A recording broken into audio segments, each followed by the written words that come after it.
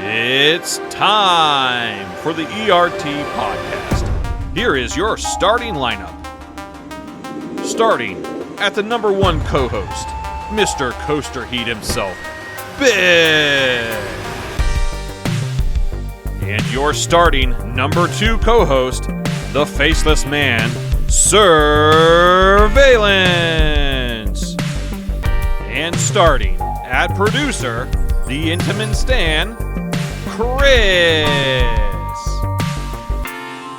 Warning: this episode may include explicit language. Please listen at your own risk.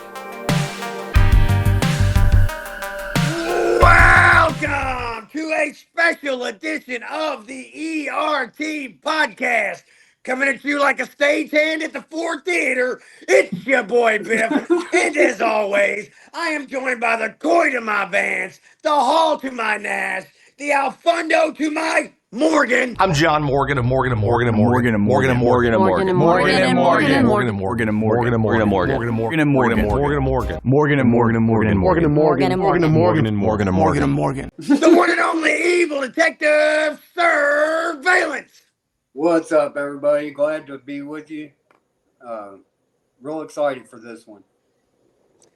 And sitting in the third chair, the man that makes us the trios champion of the podcast world nowadays, the executive producer, the guy who holds this all together, the guy who thinks Intimate's better than everything else. Yeah, he's a little crazy. The one and only Triple C Coaster Conquest, Chris. Possessed is the best coaster at Dorney Park. Get Fight the me. hell out of here. Woodstock and Wild Mouse is better than that. And our very, very special guest tonight, sliding in like an old friend who's come back to visit one more time. He is the official PR director of the East region of Six Flags, the one and only PR superstar, and our first celebrity member of the Coaster crew, the one and only Ryan Eldredge. Man, I love the energy. Thanks so much, Biff. Appreciate that, man. Just a note there, you promoted me during my introduction, so I love that. So you call me director anytime, but for this conversation, it's manager only. But no, I appreciate you boys. Always good to be on, see you guys. I'm used to seeing you guys at the park at Dorney during a special event or during the heat of summer, but this is cool. February, snow on the ground in Pennsylvania and New Jersey, and it's cold, stinks. And we're looking forward to March opening day at Great Adventure and May for Dorney Park, man. It's good to be on with you guys. Awesome. We want to thank you for being on, man, taking time out of your busy schedule. And if you're not the director, by God, you should be. Best PR guy in the company. I mean, for real, hands down. Nobody does it better, for real. Nobody does it better. You just got so much just to be with just Dorney, when you were just Dorney, just the passion that you put into it and the time and energy that you put into it. I just always harken back to when, we all kind of started our journey together, me and Yak and you. I know you told the story before. The first interaction you had with anybody in the Tuesday community was us. And the first people that we had any kind of interaction like that was with you. The only guy out of all 22, all the parks we went to in 2022 when we started our little journey, the only guy that answered us back, the only guy that answered the call, the only guy that made us feel welcome was you, man.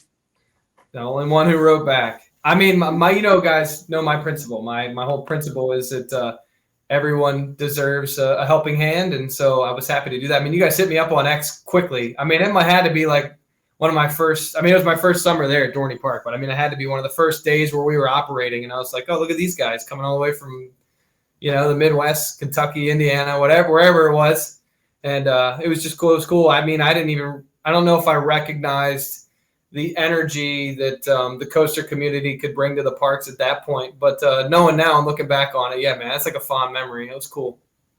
And as a tribute, you're coming to us live from Grandma's house?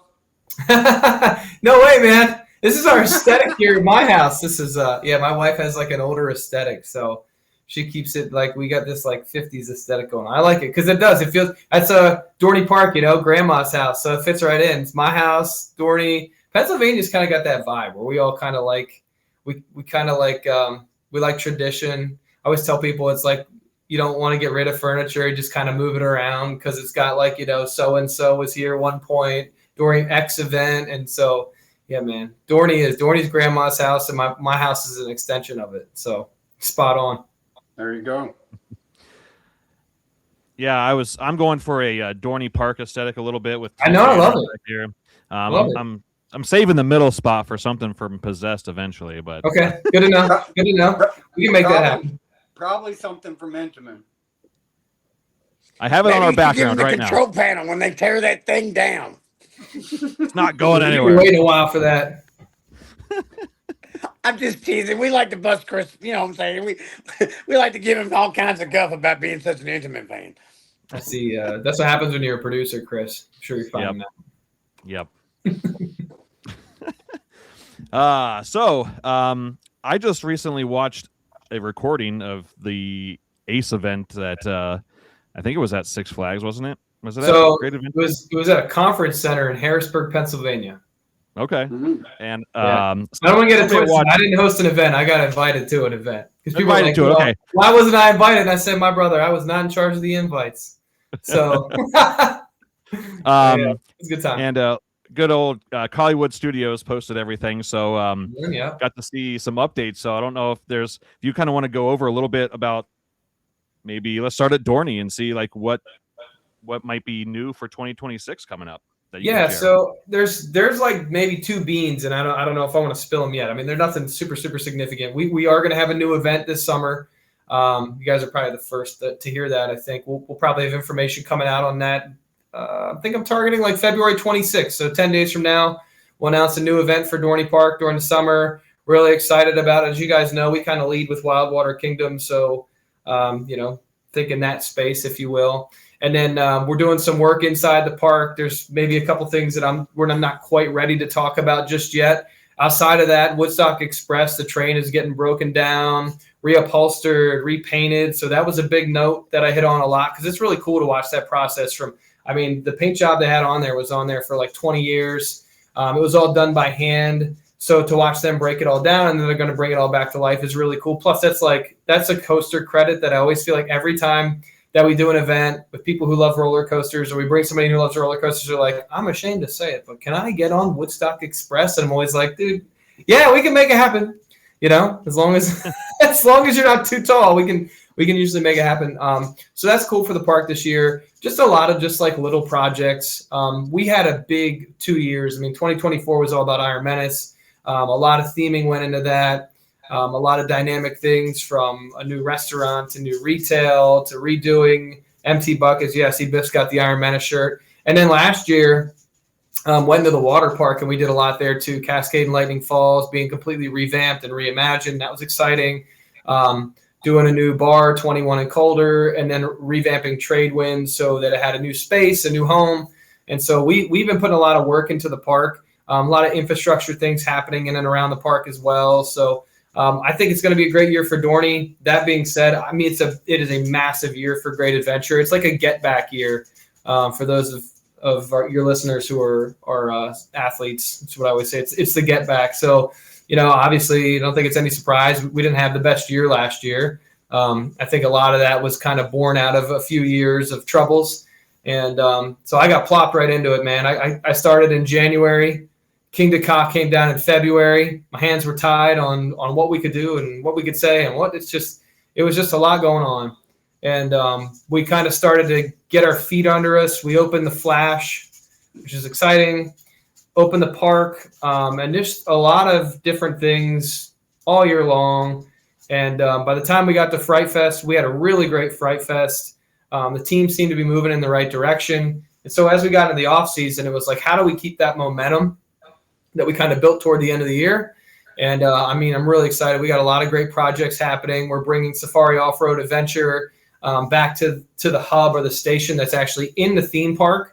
Not that you can't still go out to base camp. That'll open on April 3rd. But when we open on March 28th, you'll actually be able to, if you head back toward Medusa or Runaway Mine Train, you'll actually be able to get on a safari vehicle, off-road vehicle, and you'll be able to go through the safari where we have 1,200 animals, 350 acres, and you'll be able to take about a 30 to 45-minute ride and explore. So it's cool to bring that back. It's not something we haven't done before, but it's been 6 years since we've had that experience. So we're really excited to bring that back. A lot of great dynamic events. Like we started Heroes and Villains last year. I think it was July into August at Great Adventure, and that's like all the great DC characters. It did really well, so we're bringing that back this year. Oktoberfest, Fright Fest. We're converting Kids Boo Fest into Tricks and Treats, which is kind of a more dynamic experience, a little more all-encompassing for folks who know Cedar Fair properties. It's something we do at Dorney, so if people are in my region, they'll know. They'll be like, oh yeah, Dorney does Tricks and Treats. So you'll have those like dynamic trick-or-treating stops. There's all kinds of stuff going on. El Toro, the track, retrack process, phase 1 is basically complete. We had 4 pieces left to do as of last week, so it'll be ready by opening day, which is really exciting. A lot of the rougher areas are what we were tackling. It'll have a phase 2 and 3. They actually anticipate that that'll be done next off season. So when we go into 2027, El Toro is going to be fully retracked, which is really, really exciting. We've got a lot of other cool projects coming up for 2026 as well for Great Adventure that I'm probably 2-3 weeks away from announcing. So that's really cool. Let's see. Log Flume is back. Safari Spring Break will be a new event this year. So we're going to kind of like bring the safari into the theme park right towards the end of Dream Street as you're approaching either, if you go to your left, you're headed towards El Toro. For coaster fans, you go to your right, you're headed towards Runaway Mine Train.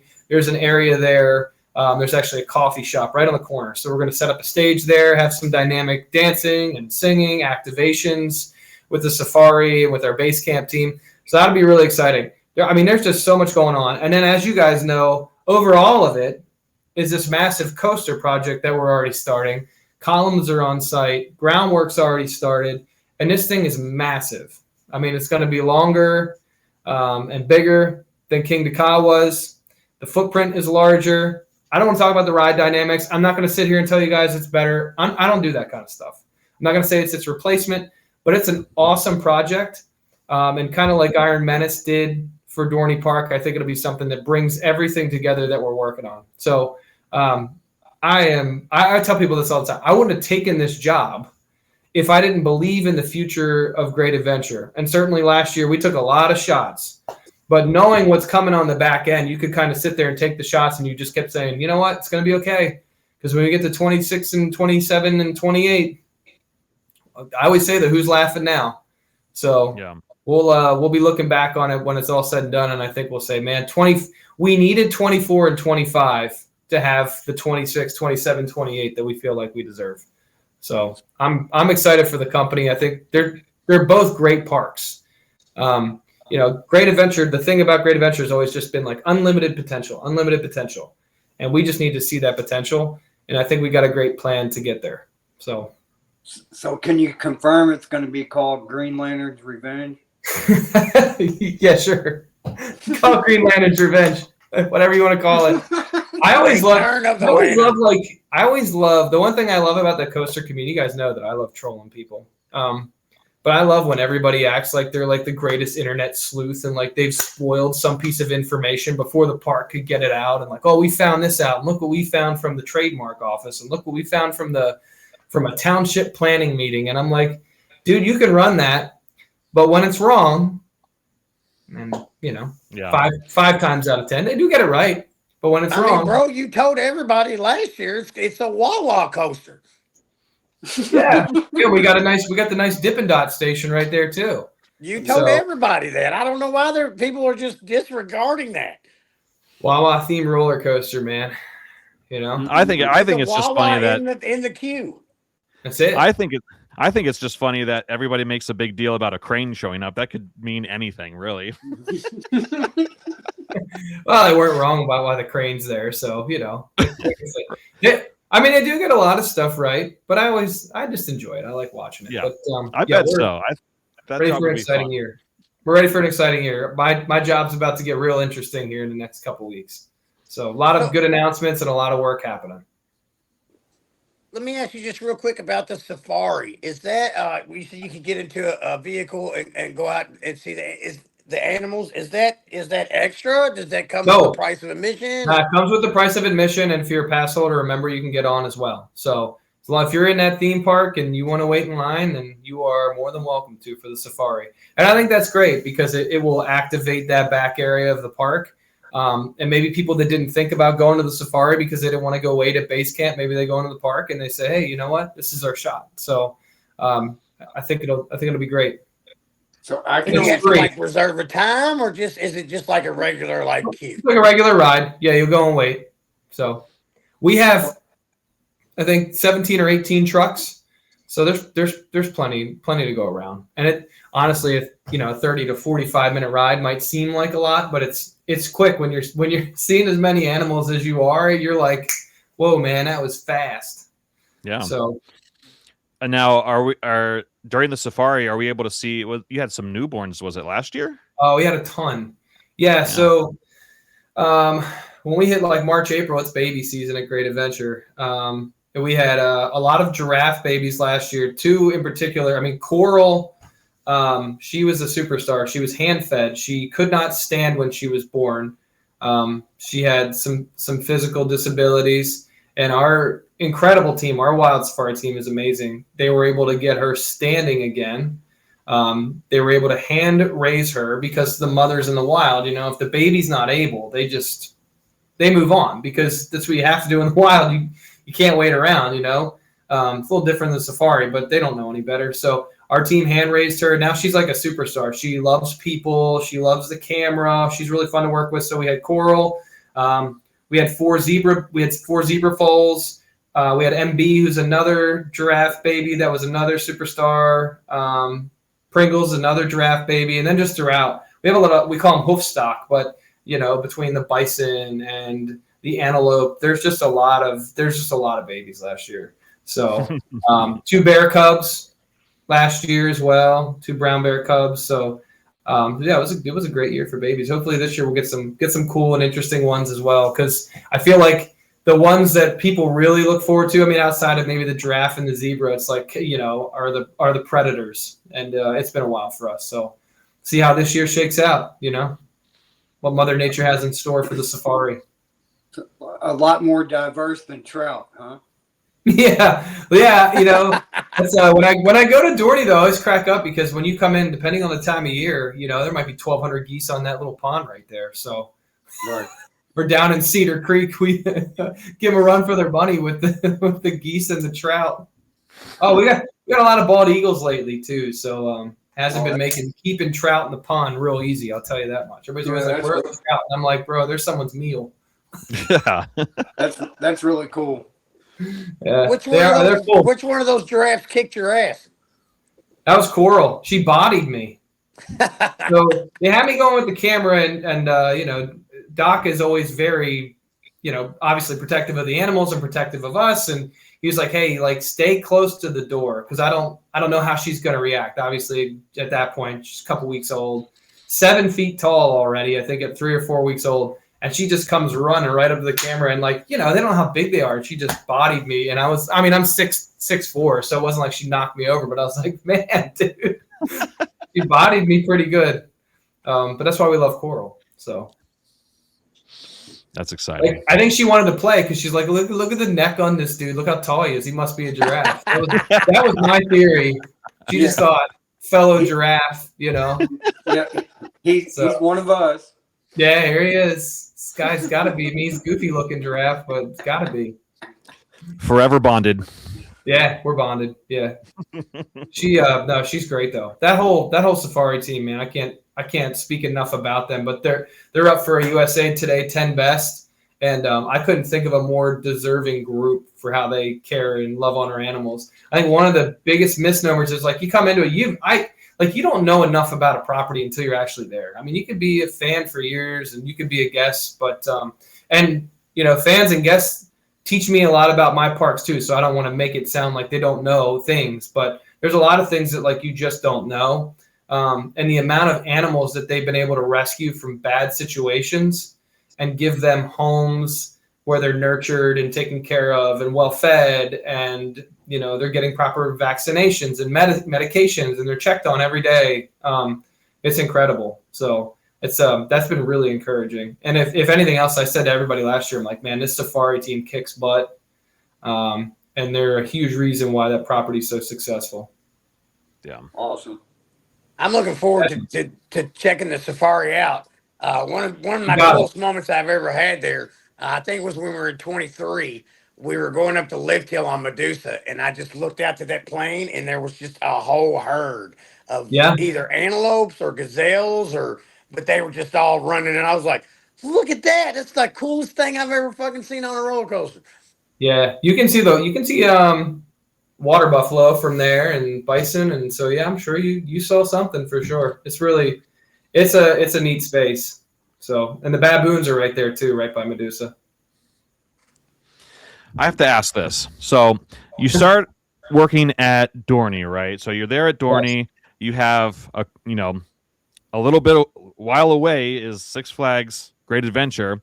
Yeah. Now work at both parks after seeing it from the other side as well. That's a good question. Yeah. No, I tell people this all the time. So, well, first of all, there's an inherent rivalry between Pennsylvania and New Jersey that exists. For anybody who's ever lived in either state could tell you that it's always like, oh, well, Pennsylvanians are the worst drivers, or New Jersey drivers are the worst drivers, or New Jersey's the armpit of America, or like Pennsylvania's a dump, or whatever. So there's always kind of been like a little rivalry. And then, a lot of people from Jersey, Central North Jersey, it's like they're Giants fans or they're Jets fans. And it's like, ugh, Giants, Eagles fans down here.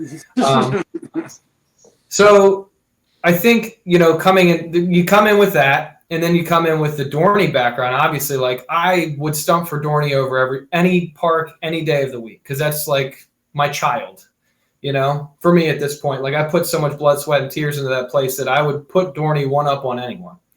So you have that coming into it.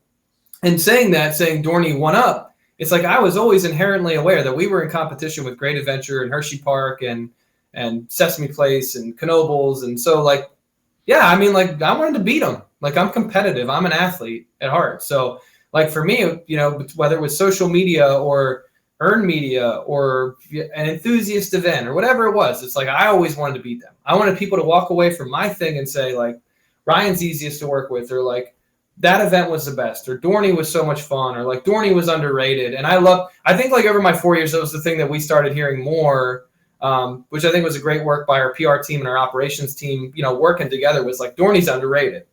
And I love that, because what that says to me is that people were sleeping on us.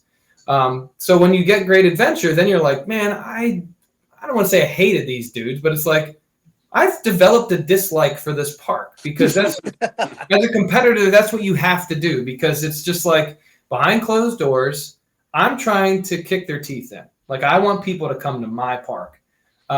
So yeah, I mean, it took a little bit to like kind of like, you've got to like shred away the biases. And so what I was trying to do the first couple months is just like spend a lot of time with the park team to make it personal. Because when you make it personal and you make it about the people and not the product, it certainly changes how you think about it. Because then it's like, okay, now I care about Derek and entertainment, right? And I care about Hila and admission. Is he doing okay? Is he doing okay, by the way? Yeah, man. Oh, yeah. At the Halloween event, he got his eyes taken out. He got his eyes pulled out, bro. Are you talking about Dorney Derek? I was talking about Six Flags yeah. Derek.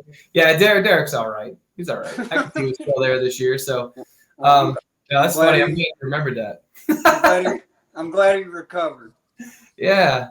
But it was hard. That transition was hard. But the one thing I will say is like you start finding the synergy and where the two can work dynamically together, whether it's like an event at the one, you can parlay it into one at the other, or media, and you can tie the two stories together. And so I think over the last year, it's just kind of learning what that, I hate saying the word synergy because it sounds so corporate, but that's the word that it is. It's like the cohesion and the synergy that exists between the two parks. And I still think that they both have very unique brand voices. Like I don't think Dorney is really that similar to Great Adventure, to be honest with you. But I think that they both offer something really special to their communities and to the area and to the theme park industry at large. And that's what I've kind of grown to love Great Adventure over the last year. And I think a lot of it starts with the people. And the one thing about Great Adventure is like it's spoken about with such reverence and so much passion. And, you can see that in the comments, whether they're positive or negative, because to me, that just means that people care about the park. And the one thing I say to our team all the time is like, people want to see this park win. Generally, there are some that want to see it fail and they can take a hike, but most people want to see the park win. They want to see the park successful again. And I think that's encouraging. And it kind of reminds me of like 2022 at Dorney Park, where people are like, man, it's been 17 years since you guys got anything. Like, when can we just win? So I've been through it with Dorney, and I'm excited to go through it with Great Adventure. But I think seeing them both more as like sister parks instead of stepbrothers is kind of how things have changed for me in my brain. So yeah, it's been fun and challenging. So a question I would like to ask you, can Dorney and Great Adventure coexist? And do you see crossover between Looney Tunes and Peanuts between the two parks? And if you can't say it, that's okay too. Well, no, I don't know about the second part of that question. I'll be honest with you, because the two brands are different. They're just different. And I think Dorney does Peanuts really, really well. And I do think Great Adventure, I think Six Flags does Looney Tunes well. I think Great Adventure has done Looney Tunes well and will in the future here. We're bringing back like a character cavalcade, so like a parade of characters. We're going to start infusing them back in there. And I think we can do more with them. And I think you'll see that as we move into the future. I don't really know if I see the two coexisting, if I'm going to be honest with you. But obviously those decisions are made at a higher level than the public relations guy in the region. I'm not really sure that I would ever really see Snoopy blending well with Bugs Bunny, but I've been wrong before. What was the other part of your question? That was the only one. That's the only part I really could think of there. What was the other part? If the two, because there's a lot of speculation, and you don't have to answer what you don't want to answer or can't answer. Oh, like, do they work well together? Like, can you keep them both? Like, can they coexist, or like you asked it in a nicer way. Yeah, they can coexist. And we saw that last year. I think the big thing is with this. So you're seeing the pass model change from like hey, you just get a gold pass at Dorney Park and that's your pass.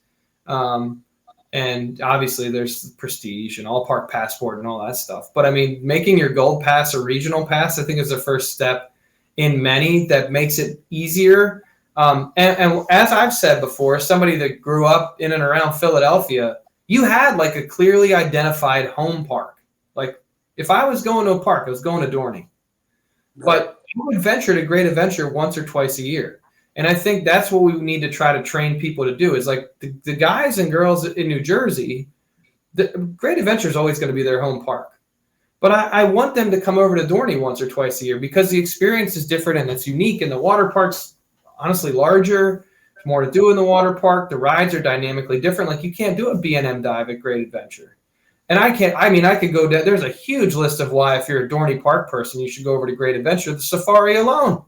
Right. Is a huge selling point, but I mean, not to mention El Toro and Nitro. You can't do anything like that at Dorney Park. And you mentioned the right two ones right there, El Toro. Jersey Devil 2 is a dynamic ride. There's the Flash is a great ride. So like if you're a Dorney Park person, you love going there for the water park, and you want 2 weekends out of the year to go somewhere that's like really different and exciting and fun, dude. Great Adventure is a great spot. I took my kids to the safari this year, loved it. Now, is it somewhere that like they're going to go every day? No, but it's awesome for someone who's maybe like northwest of Philadelphia, to venture out, hop on the turnpike and go out to Jersey. So I think the two actually work very well together. And I think they are different enough that it's a very unique experience at both properties. Yeah, I was going to say, I feel like the sad close, not the sad, but the closing of Six Flags America let this happen and made it easier to possibly keep both parks. That's just might be my opinion, but I think that helped out with maybe I don't know what I'm saying, but feel like I'll tell you what helped out. This is a quick transparency check, but I mean, both parks do well. So yeah, that helps, right? Like Dorney has done well the last few years. Dorney has done well. So even for its size, it probably outperforms expectations. And so when you're looking at it from a business perspective, you're like, dude, this team, and I'll put that Dorney team, and I'll say this again and again, I will put that Dorney team up against any team because they scrap and they hustle and they know how to get more out of less. There's no one better. And that started when Jessica was there, and it has continued with Jessica taking over the region. The team hasn't changed. The message is the same. So To me, that's why that park is safe, because they bust their tails and they are productive and they do well.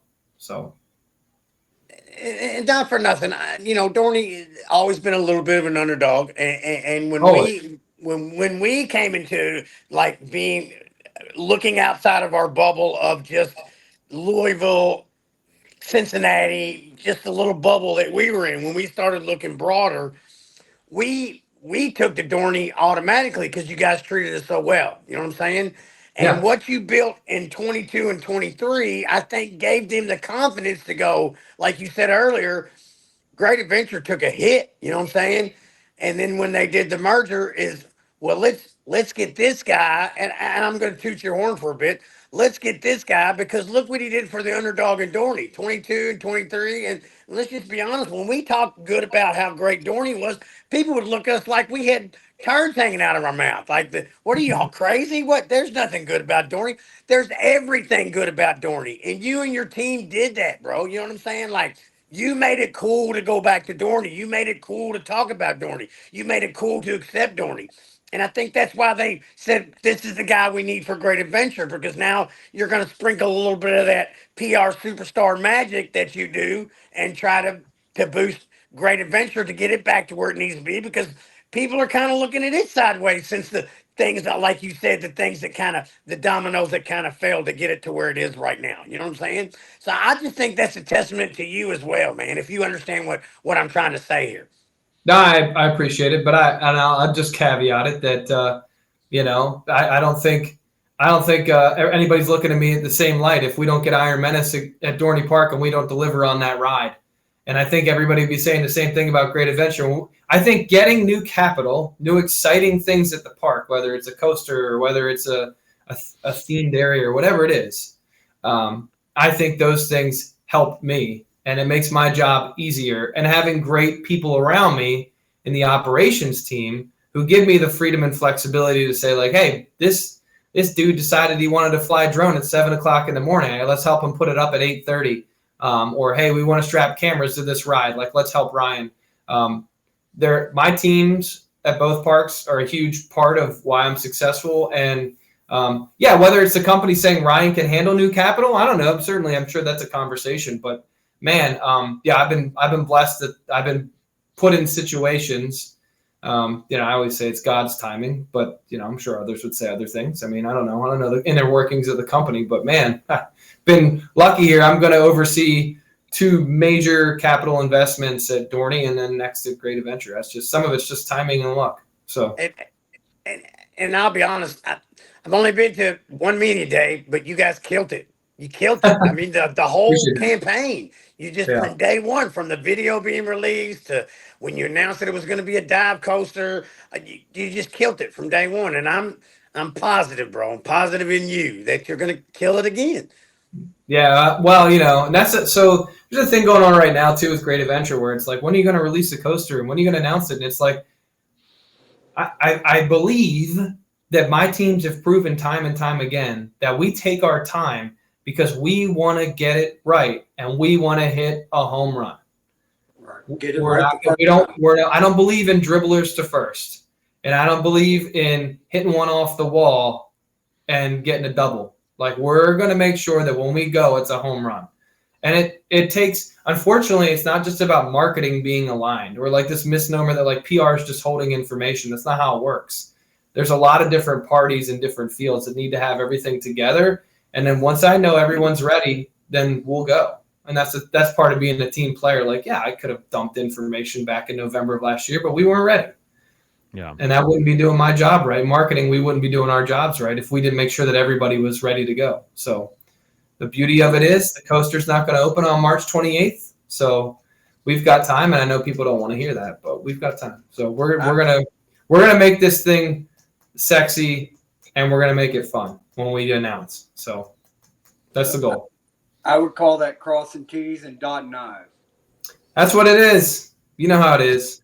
Yep. You know how it is. There's no doubt in our mind you're going to make it hype. There's no doubt in our mind. You know what I'm saying? Like, but we for real are some of your number one fans. I mean, I appreciate that. Like I said, you always took real good care of us, and I gave you the word that I would always wear Dorney gear to every park that I went to. I have same Dorney shirts, and if Yeah, I'm man. not wearing the shirt, I've got the eyeglasses, the Steel Force Dorney Park band on my.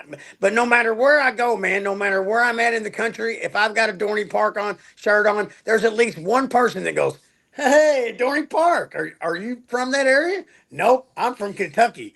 Why are you wearing Dorney Park? Because they're great. I appreciate that, man. No BS, Ryan. I live in Jacksonville, Florida now, and I've had at least 3 people like, "Oh, I grew up going to Dorney Park." Like, Yeah, man.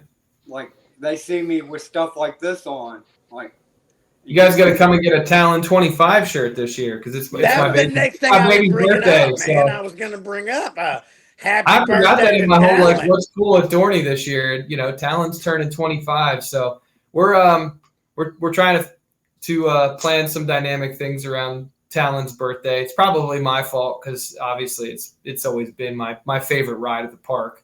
I've made no secret about it. So, although it's funny because people are always like, where does Menace rank? And it's like technically number 1, but just from a ride, as a ride. If we're talking strictly like what ride does Ryan enjoy getting on the most and riding, it's Talon. But yeah, I love Iron Menace for a variety of reasons, but not if we're just talking about just the ride. So just answer that question before it gets to it. In my opinion, it is the current and reigning, defending invert champion right now. It has the title. It has the belt. He won the belt last year. Is holding on to it very tight this year.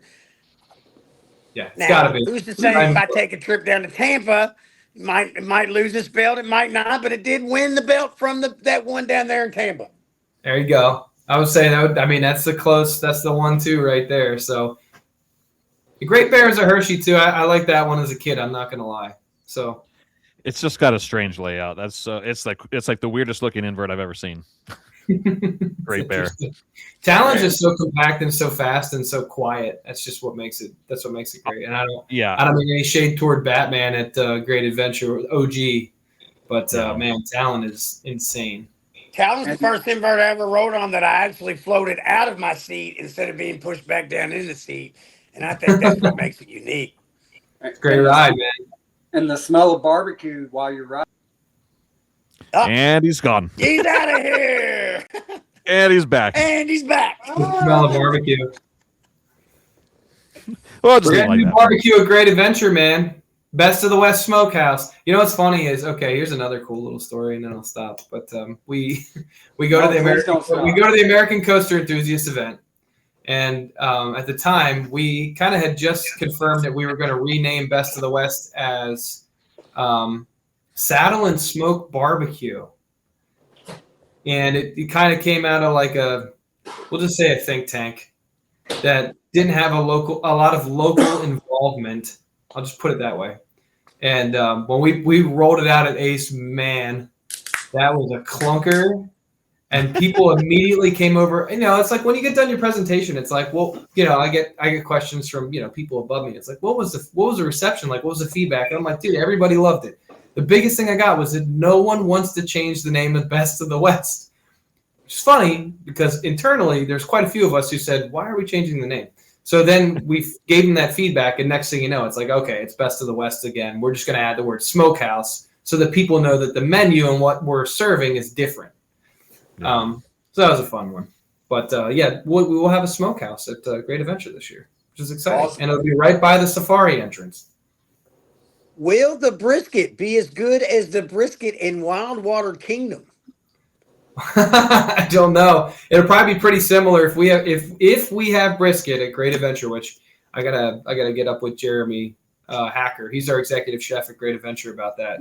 I would assume that it would give it a run for its money. Jeremy is incredible. Spent time in Tennessee, and he's just a fantastic chef. But also Chef Harry, who is instrumental in a lot of the things that you guys have probably loved at Dorney Park, is his boss, one of his bosses. So I may have misspoke on that, but from what I understand, if you got those two working on something, I know it's going to be good.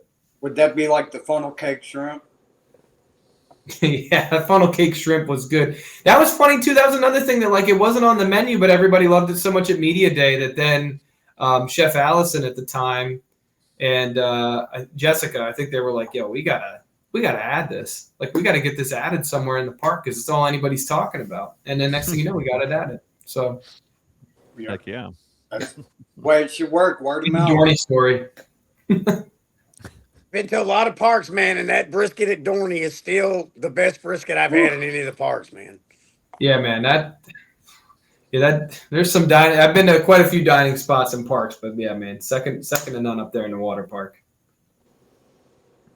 We were talking earlier about working together with Great America, and now that Great America, Great Adventure, working with Great Adventure, and now that Great Adventure is. It's part of the package deal now, like you were saying. It's hard for me, and coming from where I come from in the country, to come there. It's hard for me to imagine now at all even going to Dorney without taking at least a day to scoot over to Jackson. You know what I'm saying? Mm-hmm. Mm-hmm. And I hope that I just hope that it becomes a standard package deal. You know what I'm saying? Like, oh, we're going to Dorney. We got to go to Great Adventure as well. You know what I'm saying?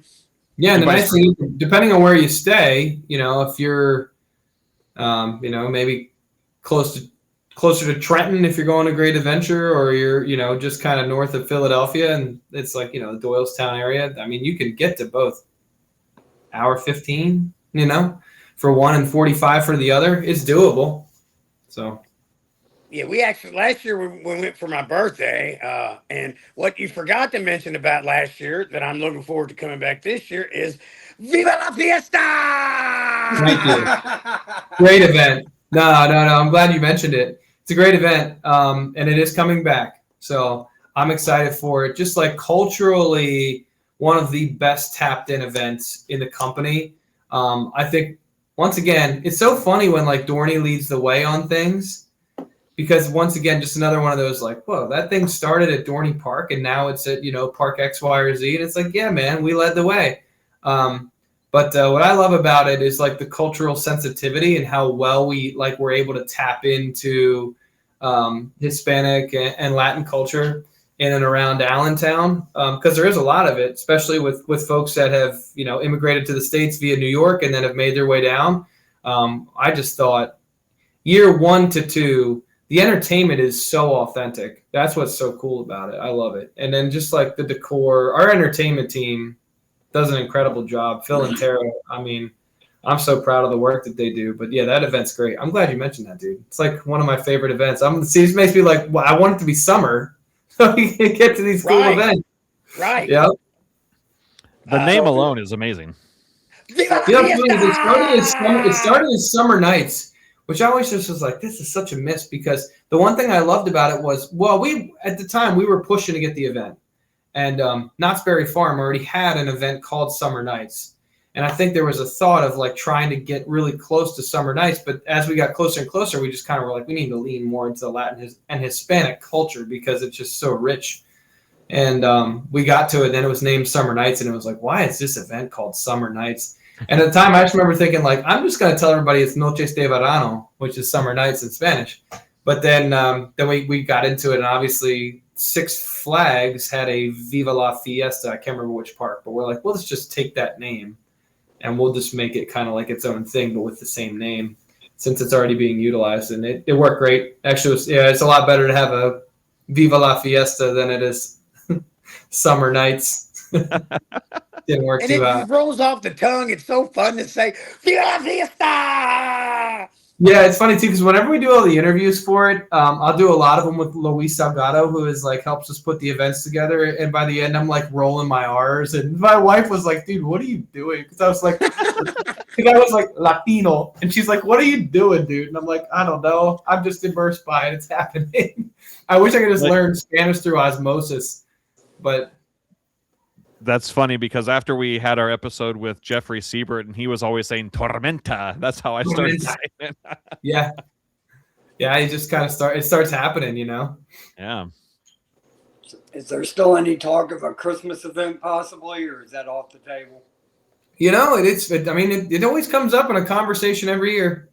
Comes up every single year, and obviously there's a lot of conversations at Great Adventure about that event that was there and now it's not. Can it come back? And yeah, man, there's conversations about all kinds of stuff, but it is funny. It does come up for Dorney quite a bit, more than I think people probably would realize, and it's been coming up for Great Adventure too, because Holiday in the Park was a beloved event. So I don't know.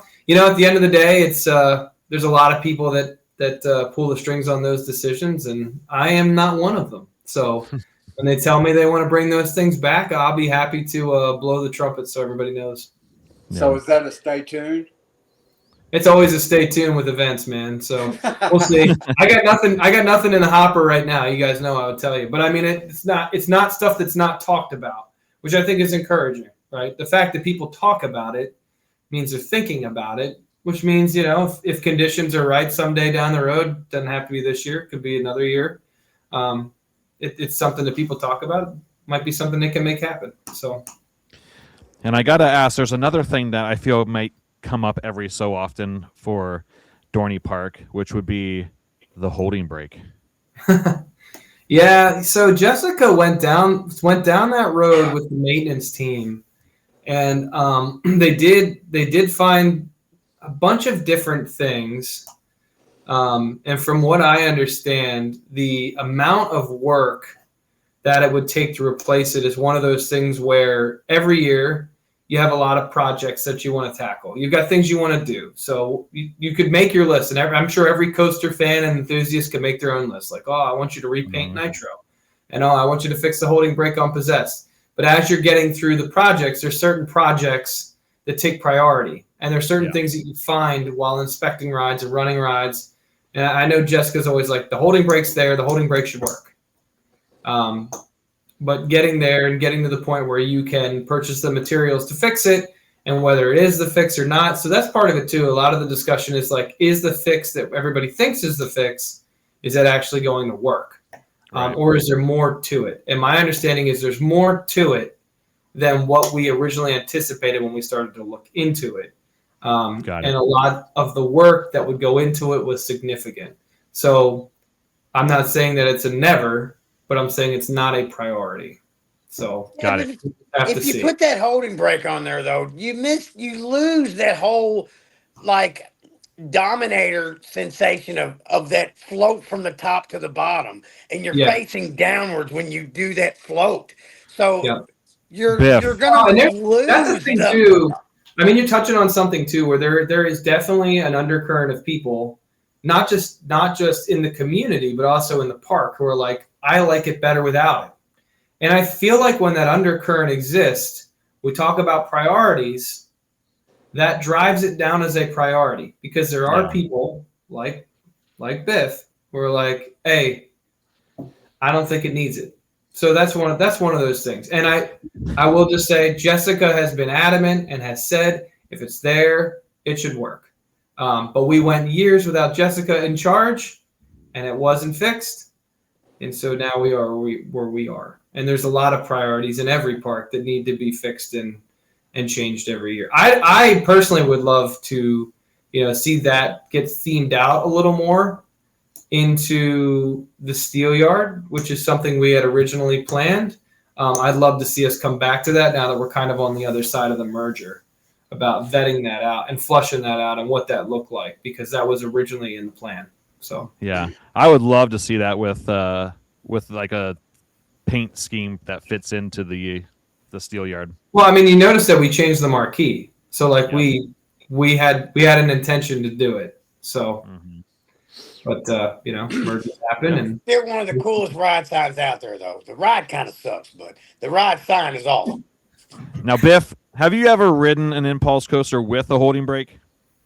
No. Okay. Go to Valley Fair. That's all I need to know. Got to go to Valley Fair. That's right. So, I might try to make it up there sometimes, but Flash, the vertical velocity one in Illinois, that's probably the best one I've been on. No offense to the Possessed fans, but it doesn't have one either. And it's that sensation of top to bottom, just like Yeah. when you're on Dominator. You know, you get that shot up, you get to the top, you float up out of your seat, you come back down. That's the money shot, as they would say. All I got to say is don't knock it until you try it. It's a good sense. And which is funny is because I've been on the holding break at the one at Dorney, but it was just in Ohio then. Yeah. It was a Cedar Point. So, yeah, Geauga Lake. So Right? Ryan, I want you all to blow the budget to bring the screaming swing back, but I know that's out of your control. Oh. It's like a little 1-seater, right? Like a 2-seater or something like that. Yeah, The first edition. I don't know. I know Dorney used to have a screaming swing. We did. It was a little 1-seater, 2-seater. I don't know. I have images of it, and I remember posting a TBT a while back on it. So Yeah, Chris, I thought you were saying you rode Wicked Twister. That's where I was going with that. Is that what you rode, or no? You actually rode Possessed when it was in Ohio. Superman, Escape, whatever it was called. Yeah, I thought you were saying you rode Wicked Twister, and I'm like, oh yeah, rest in peace. Yeah, rest in peace, Wicked Twister. I know that Possessed lives on because of Wicked Twister. So okay, yeah, yes, it does. So yeah, I have the holding brake credit on Possessed, just at a different park. Yeah. Was it Voodoo when you rode it? Nope, I think it was still blue and red. So it was Superman Escape from whatever it was called. Superman at Geauga. Oh my god, Escape from. That's a good pull. No, that's a good pull. I love that. Yeah. When we brought it, we named it Voodoo. Yeah. And then Superman. Then Six Flags had the rights to that, right? And then now Full Circle. Yeah, we could rename it Superman. Yeah, there you can also rename it Voodoo. That'd be a thing. Just a April Fool's Day thing. There you go. There's a April Fool's Day joke for people. Thanks. That's it. Another cool fact: in Vertigo at Kings Island lives on because of Stinger at Dorney Park. Yep. Yes, it does. Stinger, man. Poof. Yeah. We upgraded Iron Man. It was an upgrade. Yeah. Definitely seems like it. Yeah. You mentioned Jessica a few times. She's still in charge up there. For those who don't know, she is the regional general manager of the East region. So she has the whole region. Yeah, so she's got Dorney, King's Dominion, Carowinds over Georgia, Whitewater in the Atlanta area. I think that's it. I think it's a lot. But she said those are the parks under her umbrella. So she's got a lot going on. But she still has Dorney.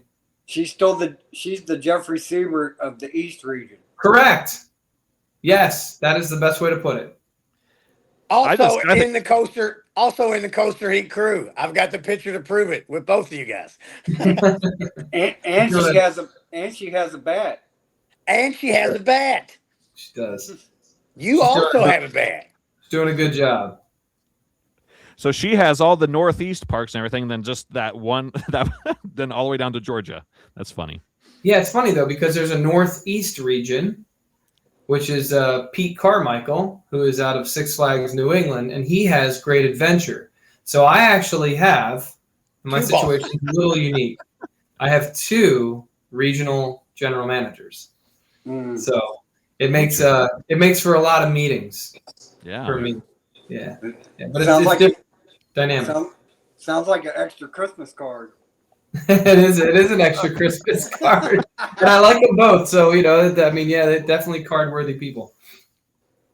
I sent Jessica some Flyers stuff this year because her and I are Flyers fans. So that's always I'm always game for that.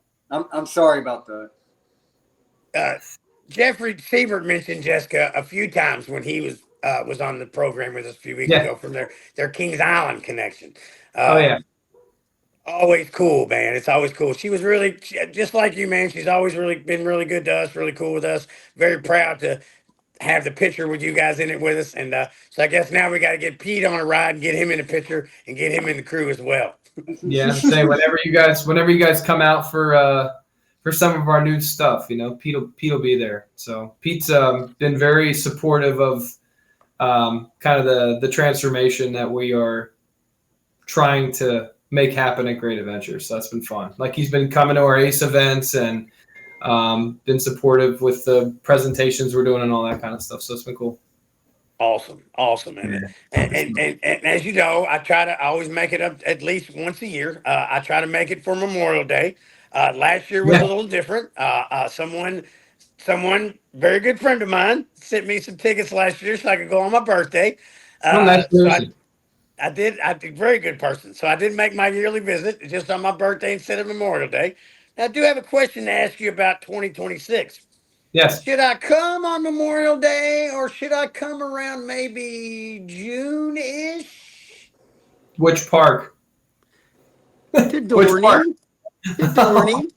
Well, I honestly think you should probably come in June-ish if you want to be, because Viva la Fiesta, man. Viva la Fiesta! Yeah, that's why you got to come in June. I would say, I think the event's scheduled to start June 20th. So that's the perfect time. And plus, it's warm, man. You can do a lot. I mean, don't you like Wildwater Kingdom? I do like Wildwater Kingdom, and I have a new rule now that I'm a little older. I don't get in the water unless it's 80 degrees. I remember we went in 24, and I didn't touch the water at all. I just sat in the chair the whole time. Yeah, checks out. The water's cold. I'm not gonna. Memorial Day usually is cold, but there's nothing else that could be going on in June. Maybe that I might want to try to clear my calendar for anything. No, not at Dorney. No, at Dorney? No, not right now. I don't think so. Not right now. No, not right now. Oh, okay. All right. Yeah. We'll keep you posted.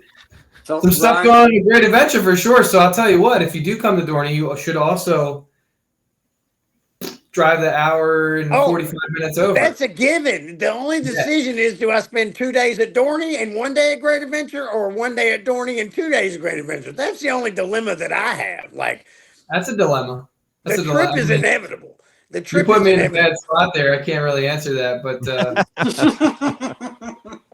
yeah, I think you do what you got to do. I'd be happy if you made it to both, though. And now that JJ is 48 inches, at 5 years old and 48 inches, kid's a monster, bro. 90 pounds, 48 inches. You do the Flash, and he can do Iron Menace. Well, he's not big on the upside downs yet, maybe, but he's a big Skull Mountain fan. There you go. That's a good one. Yes, it is. But he's already told me, thanks to Feel the Air and their videos, Steel Force. I got Pop. I got to ride Steel Force.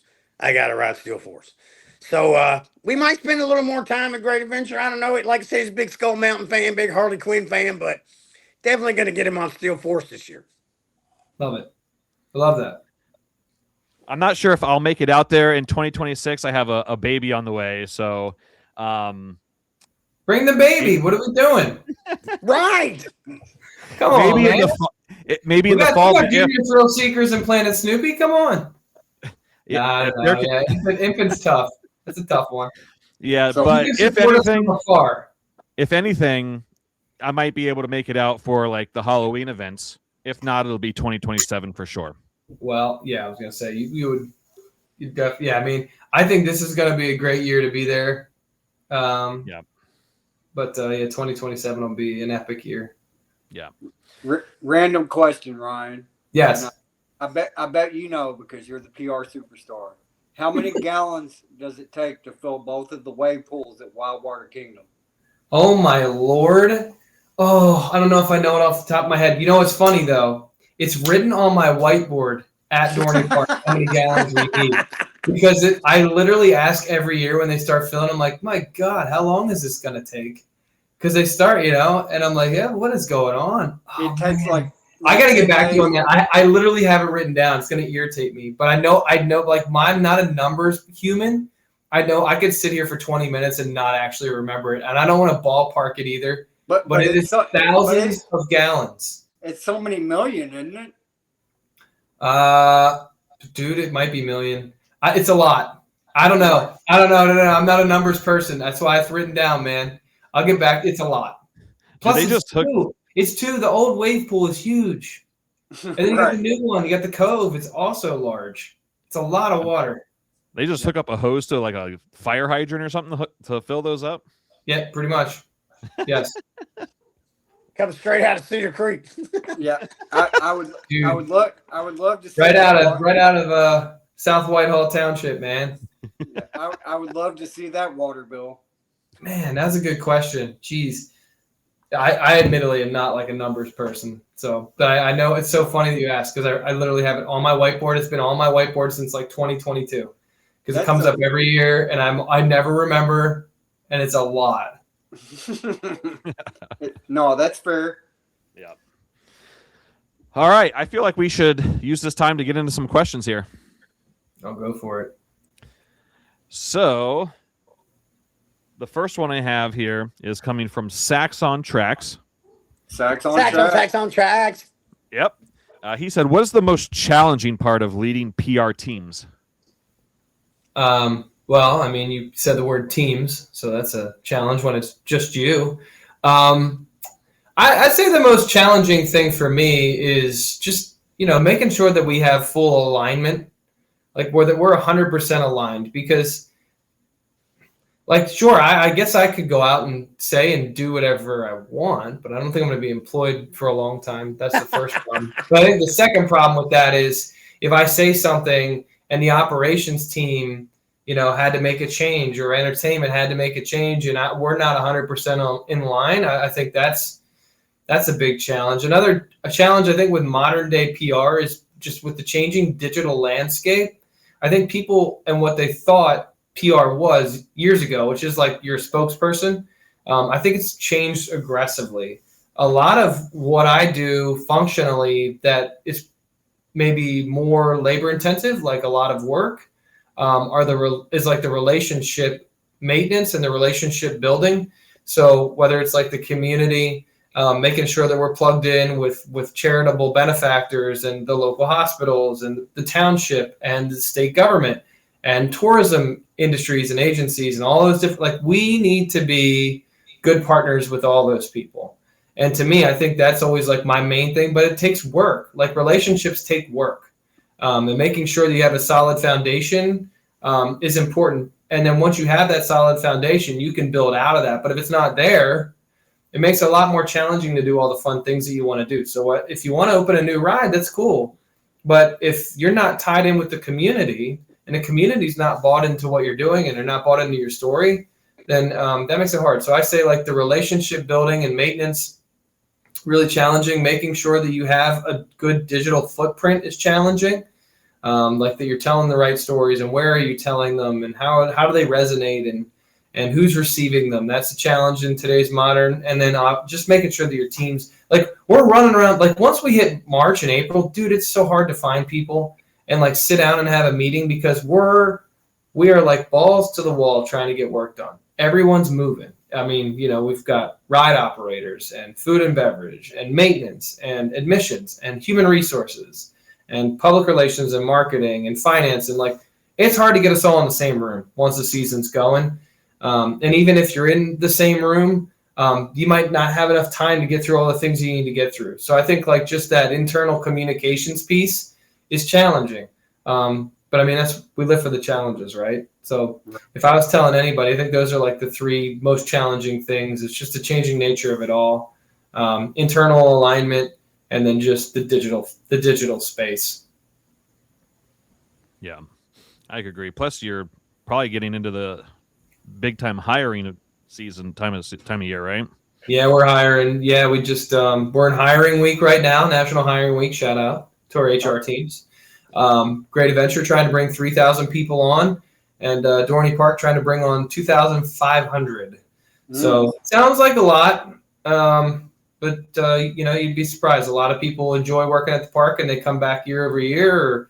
Or generations of families coming back to work here. A lot of college students in the area, especially Dorney's so well and centrally located. Got Kutztown and Muhlenberg and Lehigh, and there's lots of college students that are looking for a gig. And so we seem to do well at both parks. But hiring is always a big heavy lift. So we're in that right now. So were you hiring for scare actors yet? I'm asking for a friend. So typically we'll start that around late July, early August. Late July. I think he's asking for himself. I figured. I figured as much. I could see him doing that. I could see him getting into that. He doesn't look even at need his a face. mask. Of course, you'd see him getting into that. I mean, he can't show it. I mean, he just shows his face one time, and everybody would be petrified. And that's a Halloween. That's why nobody wants to see it. Yeah, right. That's any day of the year. Yeah. No, but we'll start doing that in July and August. All right, moving on. I have a listener here. His name is Dan O. Dan O, shout out. He makes good seasoning, I heard. He does make good seasoning. Yeah? Yeah. He wants to know what your top 5 rides are. Well, okay, so I'm going to homer it because I'm a homer. And I'll say mine usually always comes with a story. I'm not going to go through every story with all 5 rides. But for me, it's not – I'm prefacing what I'm saying by saying, like, I've ridden things like Velocicoaster. So, like, I'm not naive to think that there aren't incredible rides out there. But all of mine come with some type of personal story. I think what everybody will learn about me is, like, you're good to me. I'll be good to you. I'm all about, like, personal connection. So I do have personal connections with the rides. So, like, Talon is my number one because when I was a little kid, it was my first, like, let's do a loop and let's go upside down and let's go fast. Like, it was my first, like, big boy ride that, like, I really, really remember that had an inversion. So like it's like first extreme thrill. I mean, it might have been Steel Force to be extreme thrill. I don't want to say extreme thrill, but first, like, inverted roller coaster that I remember. And I loved it. And I've loved it ever. Like, I could ride it 30 times this year or 30 times last year and still loved it every single time. It's like the one, and because I rode it when I was little, or as little as I could be. I mean, you got to be tall. But I've been tall. I'm 6'4", so I'll just preface by saying, like, I was tall when I was little. It's just the first thing I think of. So, like, Talon's top 5. Thunderhawk, I got to operate it. It's the first roller coaster I ever got to operate during its 100th anniversary. So, like, I have a special connection. We held a 100th birthday celebration for it. Is it the greatest wooden roller coaster of all time? Like, no. Like, I love Thunderhead at Dollywood. Like, that's a great one. I grew up riding Comet. So, like, there's rides that are maybe wooden roller coasters that are better. I mean, dude, Wildcats Revenge at Hershey is a great one too. Like, there's a lot that are good. Phoenix, Knoebels, but Thunderhead for me, because I got to operate it and actually be in the operator's booth. Like, dude, that's so special. Iron Menace, I opened it. I helped open it. I was part of the whole marketing campaign. Like, to me, that's a solid, like, going to be probably in my top 5 my entire life because of what it meant to me and being a part of it and how it went. Flash is a solid 4 because I just was on the same grind with that, opening it, taking it over late, getting it to the hurdle. I rode that thing 27 times in a 24-hour period, did live media hits and interviews on that. A great adventure. It was incredible. And also, like, I have always loved Nitro, and I'm finding that now that I'm working at the park around the ride and riding it, like, it's floating back up into, like, my upper – top 25 of ride experiences, but, like, just what it means to the park for me. Well, it is the best Vietnam hyper out there. It's an incredible. Well, yeah, it's an incredible ride. I'll just say that. So I think those for me got to be top 5. I love going to Dollywood with my family too. So that's what I'm saying. Is, like, when I preface it, I'm prefacing my list by saying I'm only going to give you guys Great Adventure and Dorney top 5. But all 5 of those I've poured some type of, like, blood, sweat, and tears into. It's a little different than just, like, do you like the ride? Is the ride smooth? Is the ride this and that? Like, dude, Big Bear Mountain at Dollywood, favorite ride of all time that I've ever done with my kids. Like, we loved it. Love that ride with my kids. So there's, like, a lot of rides around the country, too. I've been to a lot of theme parks that I'm connected to. Oh, man. I went to did hang time at Knott's. Yeah, that was pretty sweet. There's some sweet roller coasters all across the country, but I'd say those are my 5 super homer picks. I know that, but it's because of the emotional attachment. Makes sense to me. El Toro is great too. If I could advocate for El Toro, it's like El Toro or Nitro. If I had to give you, like, a 5, those 2 are there. I think this new one, when we build it at Great Adventure, will be my 5 though, or probably shoot higher. So there you go. Can I ask you a quick question, Ryan? Yes, sir. When you're when you're at quote unquote the competitors' parks, like, do you even let it be known like who you are and what you do? No. Or do you get noticed? I'm not even trying to say this in a funny No. Yeah, you know what's funny? I was at no, I do get noticed. I normally find it's ride operators who realize who I am. Like for example, if you're at Dollywood, like do people know who you are? I've been recognized by people. I don't know about like the leadership team. I usually do. Like if I have a friend that works with the leaders, like I know Pete Owens and Wes down at Dollywood. Like I'll usually let them know, like I'll be in the area, but like I don't ask for anything. It's just like if you guys are free and you have anything going on, like I love to pop by and say hello. Like I'm that kind of person, but I don't want anything. Right. And I'm not gonna like I don't want their teams to like be uneasy that I'm there. Like I'm not there to scout. I'm there to have a good time. So I'm just trying to be a normal guest. I almost have to like cut it off because I don't want to be sitting there like analyzing how they're doing things. Like you do notice things that I always like it. I'm usually notice things that they do really well. And I'm like, dude, that is done really well. And then, I've had conversations with Jessica before and been like, hey, I went to Park X and they did this really well. Why aren't we doing that kind of thing? And then you find out like, well, we're not doing that because of this, or, oh yeah, like we've actually talked about that and we were looking into trying to do something like that. Or like, oh, we are doing that. It's just, it looks different. So that kind of stuff is helpful. But no, I usually don't like go in and be like, I'm Ryan from Great Adventure. No, not like you're big time in anybody, but just like they know who you are. And like people have recognized me. Yeah, I mean, I've definitely been recognized quite a few times. Either like admissions at King's Dominion one time.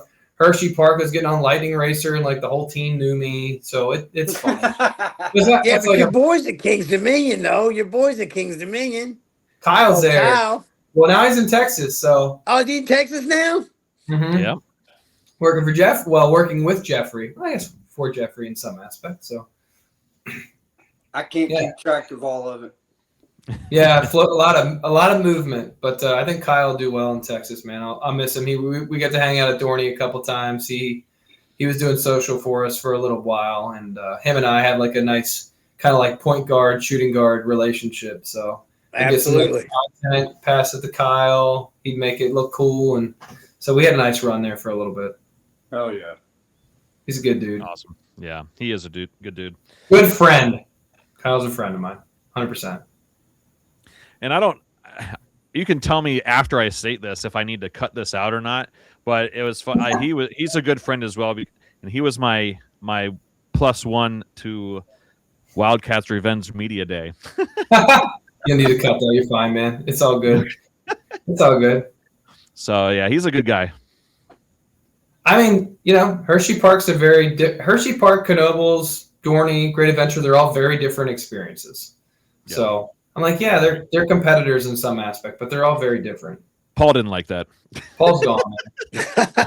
Paul's gone, man. And and I know like all their PR people, and I know their like managers, and like Scott, Quinn, and Amanda are great people, and then the Knoebels, they're great people, and now knowing Great Adventure, got Mike Fainal over here as park manager, and Pete, they're great. Jessica and Kim at Dorney, it's all just like good people, Yeah, and then in Collywood's video, I saw it was funny to see the interaction between you and the ladies from Hershey. Oh yeah, yeah, yeah. I know it's funny. It's like I'm like it's fun now. Great Adventure's the butt of all the jokes, but look out. Mm-hmm. So it's all good. Laugh now. Get it in. Yeah. All right, I'm going to ask this next question here, coming from probably not Craig. It's probably not Craig. Probably definitely not Craig. Now, this one's a little long, so let me get through this here. Good Lord. I admittedly have been to these parks only one time each. I did mostly enjoy my time at each, though I personally felt like Dorney was a little more laid back of a park than Great Adventure, kind of more focusing on maintaining the older rides it has versus vying for the latest and greatest. That being said, there are some crossover demographics between the two. If you had to pick one ride from each of these parks to move to the other park, which do you think you would would be best received at their receptive parks. Oh my goodness. So that was a long one. Well, actually, the Great Adventure to Dorney, I think, is really tough. It's the Dorney ride going to Great Adventure. I mean, that's tough. Now, here's the thing. This is weird, but it came right to my brain, and I'll acknowledge that if I gave it more thought, I probably would disagree. My two initial gut checks were like either Menace or Thunderhawk, because they got rid of Rolling Thunder, and I just don't feel like they have like a woody, like an old wooden classic. Like I feel like the park misses Rolling Thunder. It was an awesome PTC.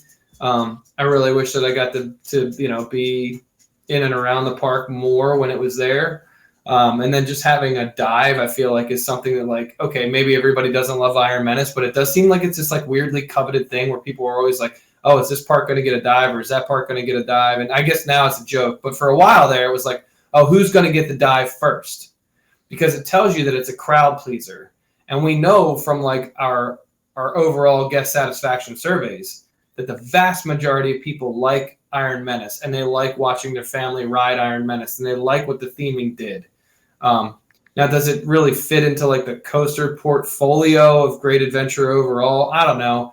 I honestly, I always felt like Great Adventure like gutted too many flats from the park too. Like, would just love some character rides. So to me, it would be like a Thunderhawk or a Whip, like just a Demon Drop, just some of these old classic character rides. I think that person's onto it, but I think like that soul character is missing. So for me, I think I honestly would take Thunderhawk and transport it, which is probably like sacrilegious. Like I may burn at the stake for it. Great Adventure to Dorney is another one where I think like it's challenging because there are so many incredible dynamic roller coasters that you could easily plug into Dorney. Like people kept saying if the Flash went to Dorney, would have been like a smash hit grand slam for the park. And there's so many places we could have put it. So like that's a good example of like a lot of the coasters that are a Great Adventure, you put them at Dorney and it's like game changer. El Toro, Nitro. But one, I guess if like you're talking about like how do you fill out what you already have, the one thing I've always kind of felt like we're missing at Dorney is like a dark ride. Like when we got rid of Journey to the Center of the Earth or the old Mill Chute, depending on what generation you're from, I feel like we've always kind of been missing something like that. So I mean, whether it's Skull Mountain or like Justice League, like I would love it if Dorney had something like that. So I guess maybe I'm getting too like into the weeds on these questions because I think the easiest and obvious answers are like, okay, just flip Iron Menace to Great Adventure, and then I would flip, Nitro or El Toro to Dorney. And like I think that's just like that's easy and that makes sense. But like I would love to get one of those dark rides at Dorney, and conversely I would love to get like a heart and character ride back to Great Adventure. So if I'm just quickly, I'd say Thunderhawk, flip that one, and flip Skull Mountain to Dorney, and I think that would make like a huge dynamic difference for both parks.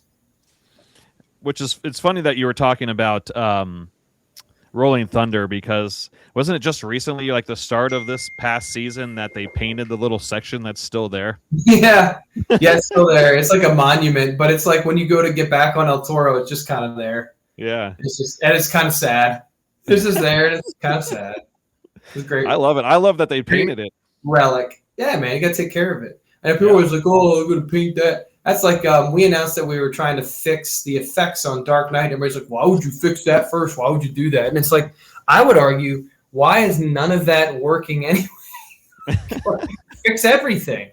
Like everything, fixing effects should be top of our list. I don't care what ride it is. So. Oh, Ryan, someone heard you mention Skull Mountain. Yeah. Oh, hey, what's up, man? Say hi, Ryan. Hi, Ryan. He has a Hey, question buddy. for you, Ryan. Yo. Say when you ask him what you was going to ask him about the kid coasters at Dorney. Can you get any other kid coasters out? We would love to, my buddy. We would love to, and we've talked about it for sure. So we definitely would love to get another dynamic kids roller coaster just for you. We'll be just for you. We're gonna work on it. Like Harley Quinn or Skull Mountain. they already did Skull Mountain. He said he wants another Skull Mountain, is what he said. I said they already did that. Oh, you've already did that? You don't want a Great new one, though? Yeah, you need one at Dorney though, don't you? Yeah, absolutely. I'm done with you. He said I'm getting out of here. Dude. He just walked away. Put him on the spot. All right. Next question we have Jack, here. you have technical difficulties? Are you with us there? Yeah, I didn't. All right. I didn't pay my internet bill. Oh, okay. We only have 3 questions left. Sorry, Ryan. If you got Good. all right. The next one coming from Whiskey Nick. Keep it down with Whiskey Nick. Yep. Keeping it down. For Ryan and the ERT crew, Hey, what attraction would you like to see Dorney Park get next? A dark ride. Yeah, I just kind of said a dark ride myself, so I'll stick with the gun. Yeah. I would love to see a family coaster too. Although Iron Menace with its height requirement, you guys would be surprised. We see a lot of families on it, especially with the 7 wide. But yeah, I mean another kid. I mean, you're on it. I think a kid coaster, but I think a dark ride would be great. I want something under roof. A lot of what we have right now is open air, which doesn't play well with the elements, especially in the Northeast where it gets cold and rainy. I want a remake to Journey to the Center of the Earth. Dude, so do I. I literally said that when you disappeared. So I literally would. I think it would round out the park so nice to have something like that back in the park. Yep. Absolutely. I said, give us, because they said, which ride would you move? And I said Skull Mountain would be the one that I would steal from Great Adventure. Right. So, Biff, what's your answer to add to Dorney? Man, I really think like a shooter, like a Justice League. Or I know that's the other one, dude. They're a crowd pleaser. I'm with you guys. I'm gonna say I'd say the S&S Scream and Swing, like a full version, like the big one. But I know they just added one in Hershey, but still, I think it's an amazing ride no matter where it is. So that's a challenge, yeah. Just added one in Hershey, right? That's the question. That's the answer the boss gave me when I asked her. Dude, you imagine an S&S on that hill? You imagine an S&S on that hill, though? Yeah. Oh my God. The views. Like on a clear day from the top of Iron Menace, man, you can see Allentown. It is such a cool view. Yeah. So. And then he has a second part just for Ryan. How do you plan to top the promotional job you did with Iron Menace? Good question. Stay tuned. I'm just getting started. I'm gonna try. Just gonna give it a run for its money here. I'm gonna try to give it a run for its money. We got some cool stuff planned over the next 3-4 months. Let's go. Yeah, man. All right.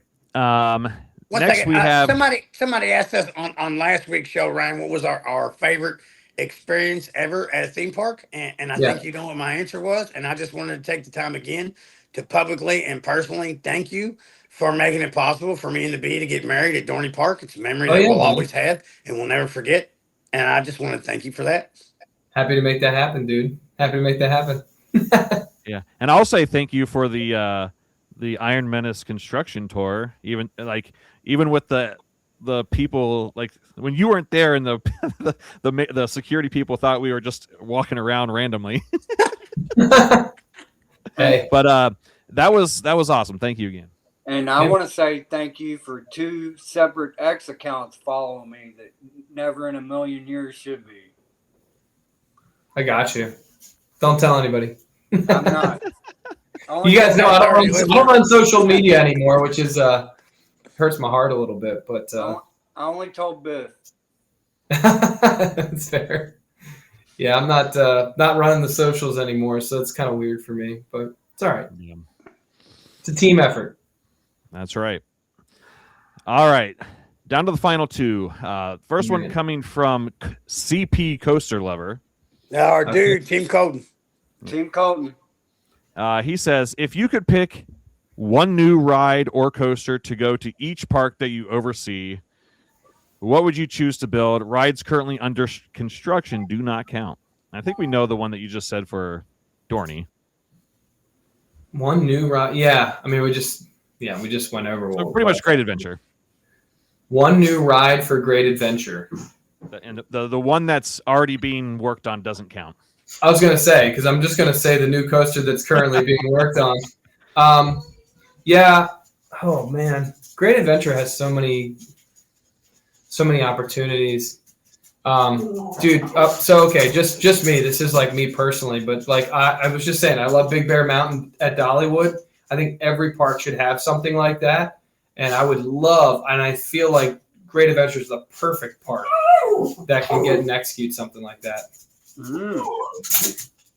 I like it. All right, last one coming from our guy JP. Hold on, big Packers fan. Did you ask Scott in South Carolina? Oh, I'm sorry. There's two more. I see it here. Hey, I'm gonna let this dog out. Hold on. Okay. Yep. Take time. Freaking Now's out. a great time to take our station break. You've been watching ERT TV.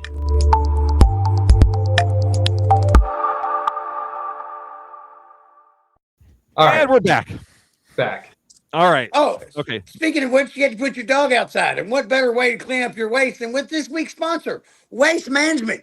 WM.com for all of your waste and recycling sustainable needs. That's WM.com. WasteManagement.com for all your recycling sustainable needs. Now available at all 50 states and the District of Columbia, and hopefully serving Dorney Park soon. Waste Management, WM.com.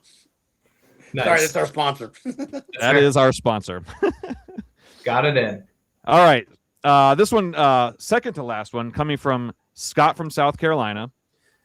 He says, Great Adventure took down the Sky Ride. Do you think they will ever replace it with a new and improved version? And any new plans for Nitro repaint? So I'm not aware of any new or renovated Sky Ride right now. It's not really a part of the conversation. I think a lot of people do want a different way to transport guests from one side of the park to the other, because it's a heck of a walk to get from Medusa all the way over to Nitro. So I understand. It's funny too, because when everybody talked about all the rides that were removed at Great Adventure in late 2024, early 2025, that was the one I actually was like, boy, that's the one that hurts the most, because anybody that's been to Great Adventure knows like that was such a nice, easy way to get from one side of the park to the other. I'm not aware of any plans. Doesn't mean there aren't any. So I'll just answer it that way. I haven't been a part of any of those conversations. The other question was what again? Remind me. Is there any plans for a Nitro repaint? Oh, yeah. Oh, man. We talk about this all the time. So it goes back to what I talked about even with Possessed with the priorities. Painting Nitro is always talked about, something we discuss regularly. Mike and I have talked about it as recently as last week. So it's certainly something they think about. But painting a coaster of that size and scale is actually a lot of work. And right now we have so much work to do that we're trying to prioritize getting things done that are new and exciting. And not that repainting Nitro wouldn't be exciting, but like we've got our hands full with all the great work that we're doing right now. And we're just trying to get huge projects done for 26 and 27. So I would just say like it's just falling down the priority list. And I would argue that that's a good thing right now. So I would say as soon as we get a year where it can rise up to the priority list and we've got the manpower to get it done, then we'll tackle it. We'll tackle it for sure, because I think it's something we all want. And Yeah. may I say, without the Sky Ride, it's a great chance to try to find my brick. Yeah. No. Yep. And I will say this, Scott, if you haven't been to Kings Island, it took them, I think, 2.5 seasons to get Diamondback repainted, if that tells you anything. So yeah, it's a huge undertaking. It's not just like painting your house. Yeah. So and our maintenance team has so much stuff they're doing right now. It's crazy. I believe it. Just get a couple drones and some spray everything. paint cans. It'll be fine. Yeah, it's just not one of those. I'm sure someone will have some type of rebuttal for that, but that's actually the reality, is that they have so many projects right now, and even our vendors that are involved with all these projects, that like we just don't have the bandwidth. Yeah. So All right, last one here, Ryan, and this is from JP, who's a big Packers fan. Okay. And Go a big ERT guy. Yep. Go Birds. All right, so, and obviously answer with whatever you can, or not answer, or don't, whatever you can't. But Ryan, can you please walk us through the Kingda Ka situation and speak on what you're allowed to? Yeah. What were the options the park had with Ka, if you can? When did you know it was going away, if you can? And then was there any regret on how it was communicated to the fans of the park, if you can? Thanks for your time. Jeez, there's a lot. There's a lot to that. Lot to unpack there. Lot to unpack there, Conrad.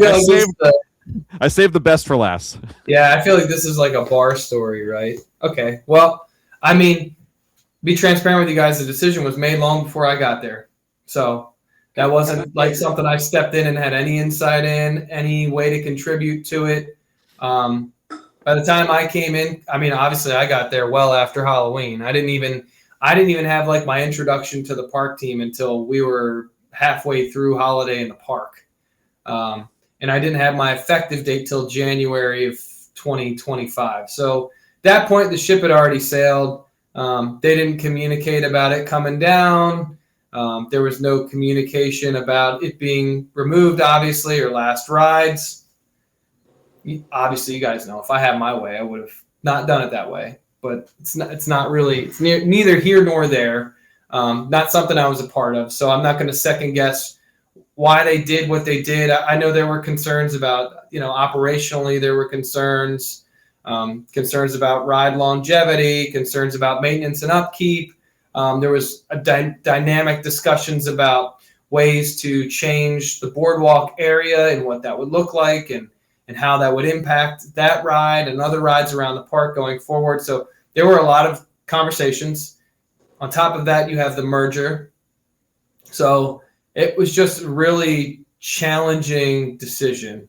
And I can't really say what the decision was born out. I mean, I know a lot of the reasons as to why they made the decision they made. But by the time it got to me, it was already January. So I come into it at that point, I've got a month because it came down in February to figure out like, how do we salvage and fix this? Like, in my opinion, as a PR person, my brain always goes to fix it. So I'm not saying that as though something's wrong, but I have my way of doing things and how I want to do things. And to me, it's about, we tell a story. And I felt like we said nothing. So to me, my brain goes, woof, what can we say? And how do we tell a story? What are we going to do here? And there was just a lot of people involved at that point. We're in transition and just never really got the flexibility or the leeway to get out in front of it. And my first real effective project and strategy with that park was the Flash. And that opened after Kingda Ka. So from where I sit, I never was really involved, didn't get a chance to get involved, had no involvement, and that was frustrating. It kind of had me step in right as they were getting ready to blow it up and communicate to people that they weren't allowed to be there. So that was kind of like my only thing. I think for me now the struggle has been since all that was done. And you've got about a 6-month window of not communicating anything before I even get on property. How do we talk about it now? And where do we bring it in? And it's really challenging because now it's a sore subject to the point where, we work with media partners and they just click a picture of a roller coaster and it's Kingda Ka and they use it for their thumbnail with an article that's nice about the park, and the park gets ripped, the publication gets ripped. And it's just like one of those things where it's like, it was a legacy ride. It was a great ride for 20 years. And, it's not just going to like, the memory of it's not just going to go away. And I wish we could get to a point where we would all find a way to like come together around the park again. But I just think it's going to be a little challenging for a lot of people.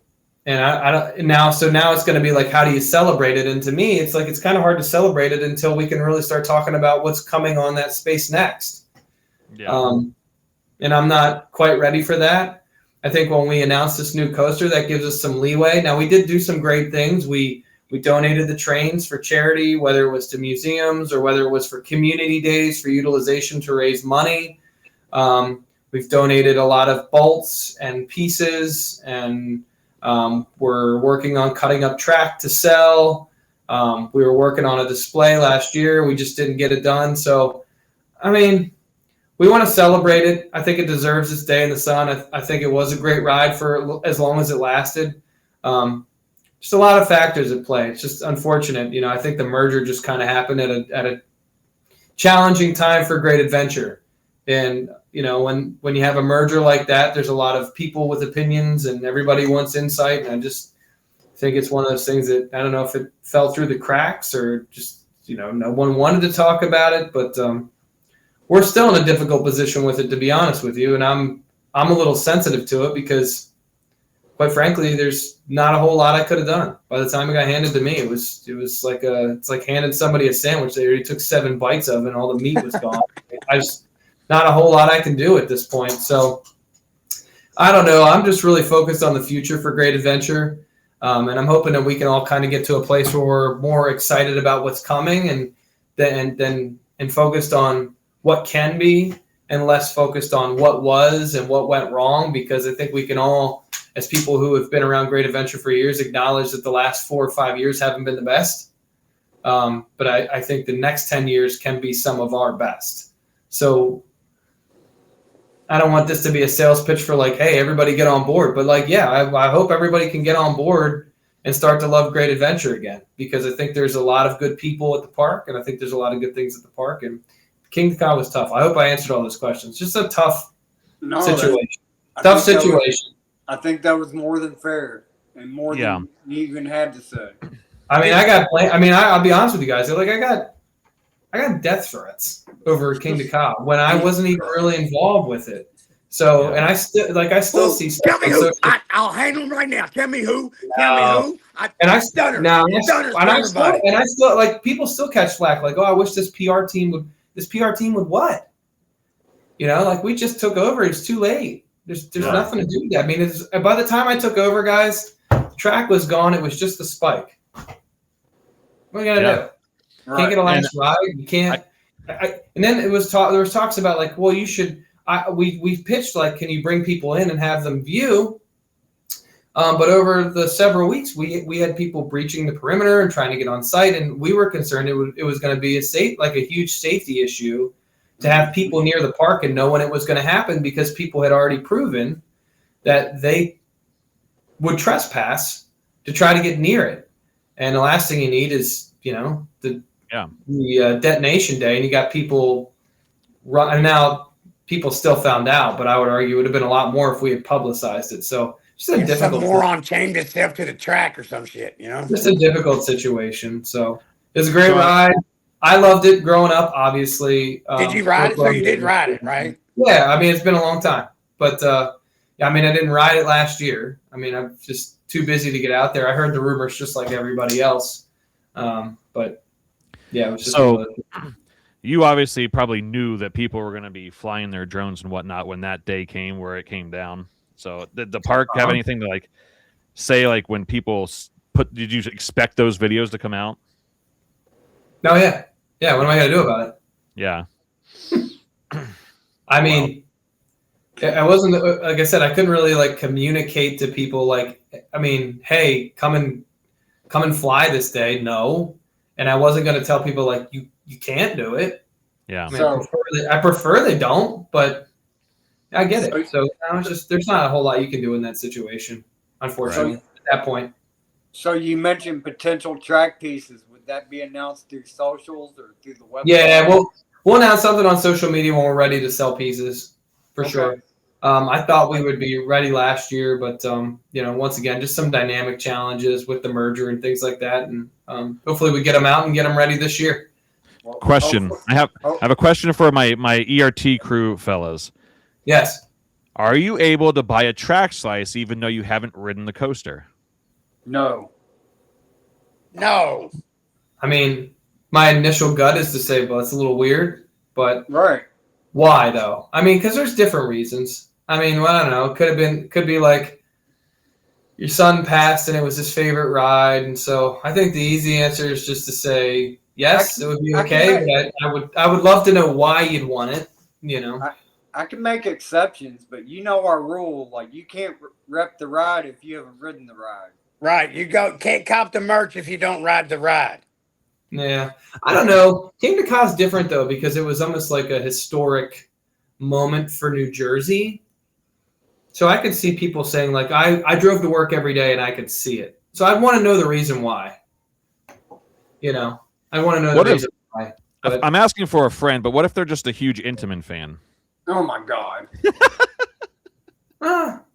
I mean, once again, odd, but I can see it. I can see it. Yeah, you got the odd. I've seen a lot of things in this. I mean, I've seen a lot of things in this business, so that would not surprise me. Well, you know, people ask for like bolts and nuts and screws and washers, and it's like, okay, it's pretty. I mean, from like all over the country, gotten messages for that kind of stuff. Wild. Well, I had to end it on a. I had to end the episode on a light note because we got kind of deep there, and then so. So good, man. Reality. Thank you for coming and hanging out with us on the ERT podcast on President's Day. On President's Day, and I want to once again thank you for giving us one of our most famous catchphrases. Okay. Okay. You want to do what? Okay. Sure. I'm an evil detective on Twitter. Okay. That checks out my personality. All right. Well, sure. Yeah, like sounds good, dude. Like, what do you want me to do with that? It's awesome. I'm proud of you. You want to go see Snoopy? Want to go see Snoopy? Want to ride Steel Force? Sure, buddy. Oh, man. It's always good chopping it up with you guys, man. I appreciate the time and appreciate you guys thinking of us and repping Dorney. Excited to see everybody this summer.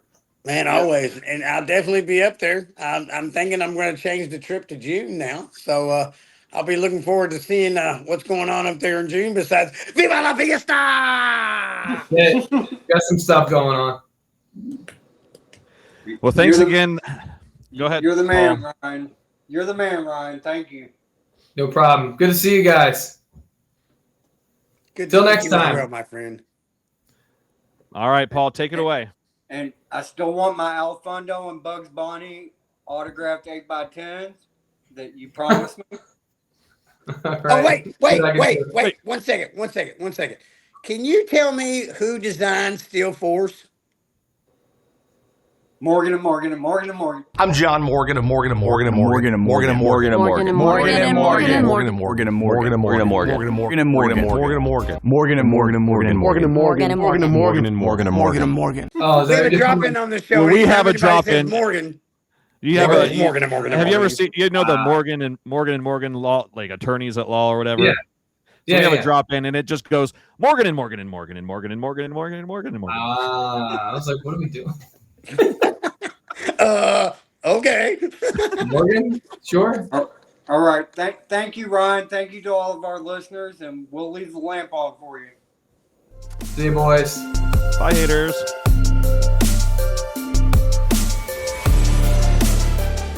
And with that, you are all clear and out of here. We will see you next time on the ERT Podcast. For all ERT Podcast news and updates, please check us out on X, formerly known as Twitter, and check us out on YouTube. This has been a Coaster Conquest production.